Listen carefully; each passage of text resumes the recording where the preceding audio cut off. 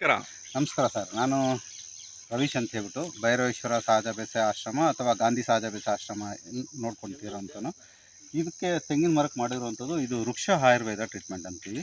ವೃಕ್ಷ ಆಯುರ್ವೇದ ಬಂದು ಒಂದು ಆಯುರ್ವೇದಿಕ್ ಮನುಷ್ಯನಿಗೆ ಹೆಂಗೋ ಹಾಗೆ ಗಿಡಗಳಿಗೂ ಒಂದು ವೃಕ್ಷ ಆಯುರ್ವೇದ ಅಂತ ಒಂದು ಬಂದಿದೆ. ಇದು ತುಂಬ ಜನ ರೈತರುಗಳು ಅಳವಡಿಸ್ಕೊಂಡಿದ್ದಾರೆ. ಎಸ್ಪೆಷಲಿ ತಮಿಳ್ನಾಡು ಸ್ವಲ್ಪ ಜಾಸ್ತಿ ಮಾಡ್ತಾ ಇದ್ದಾರಂತೆ.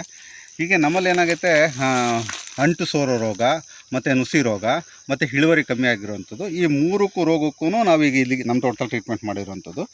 ಆ ರೋಗಕ್ಕೆ ತಕ್ಕಂತೆ ಟ್ರೀಟ್ಮೆಂಟ್ ಮಾಡಿರುವಂಥದ್ದು. ರೆಗ್ಯುಲರಾಗಿ ಏನು ಮಾಡ್ತೀವಿ ಅಂದರೆ ಸಗಣಿ, ಗಂಜಲ, ಟ್ರೈಕೋಡರ್ಮಾ ಮತ್ತು ನೀಮ್ ಪೌಡರು, ಬೇವಿನ ಪೌಡರನ್ನ ಹರಿದ್ಬಿಟ್ಟು ಹಾಕುವಂಥದ್ದು ಮೆಚ್ಚಿ. ಅದ ನಂತರ ಏನು ಮಾಡ್ತೀವಿ, ಅದ್ರ ಮೇಲೆ ಬಟ್ಟೆ ಸುಟ್ಟು, ಬಟ್ಟೆಗೆ ನಾವು ಕಾಟನ್ ಬಟ್ಟೆ ಸುಡಬೇಕು ಆ್ಯಕ್ಚುಲಿ. ಮುಗಿಬಿಟ್ಟು ನಂತರ ಅದಕ್ಕೆ ಬೇವಿನ ಆಯಿಲ್ನ ಸ್ಪ್ರೇ ಮಾಡ್ತೀವಿ 3 ದಿನಕ್ಕೆ ಅಥವಾ ವಾರಕ್ಕೊಮ್ಮೆ 3 ಸಾರಿ. ಇದು 3 ತಿಂಗಳು ಅಥವಾ 6 ತಿಂಗಳು ಟ್ರೀಟ್ಮೆಂಟ್. ಅಟ್ ಎ ಟೈಮು ಭೂಮಿಲಿ ಕೂಡ ಚೇಂಜ್ ಮಾಡ್ತೀವಿ. ಭೂಮಿಲಿ ಕೂಡ ಸುತ್ತಲೂ ಹಗ್ದು ಒಂದು 10 ಮಂಕ್ರಿ ಒಳ್ಳೆ ಕಾಂಪೋಸ್ಟ್ ಗೊಬ್ಬರಗಳನ್ನ ಹಾಕ್ಕೊಂಡು ಅದ್ರ ಮೇಲೆ ಹಸಿರೆಲೆ ಗೊಬ್ಬರಗಳನ್ನ ಮುಚ್ಚಿ ಅದ್ರ ಮೇಲೆ ಮತ್ತೆ 3 ತಿಂಗಳವರೆಗೂ ತೇವಾಂಶನ ಕಾದಿರಿಸ್ಕೊಳ್ಳೋಂಥ ವ್ಯವಸ್ಥೆ ಮಾಡ್ತಾಯಿದ್ವಿ. ಇದು ಆದರೆ ನಿಜವಾಗ್ಲೂ ಬೇಗ ಟ್ರೀಟ್ಮೆಂಟ್, ಯಾಕಂದರೆ ಕಮ್ಮಿ ಖರ್ಚಲ್ಲಿ ಒಳ್ಳೆ ರಿಸಲ್ಟ್ನ ನಾವು ಪಡಿಬೋದು.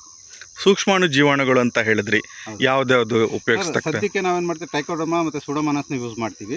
ಬಟ್ ಮರ ತುಂಬ ಹೆಲ್ತಿಯಾಗಿಲ್ಲ, ಸ್ವಲ್ಪ ವೀಕ್ ಆಗಿದೆ ಅಂದರೆ ಅದು KSB ಮತ್ತು ZSPನ ಸ್ವಲ್ಪ ಮತ್ತು ಪೌಡ್ರನ್ನ ಯೂಸ್ ಮಾಡ್ತೀವಿ.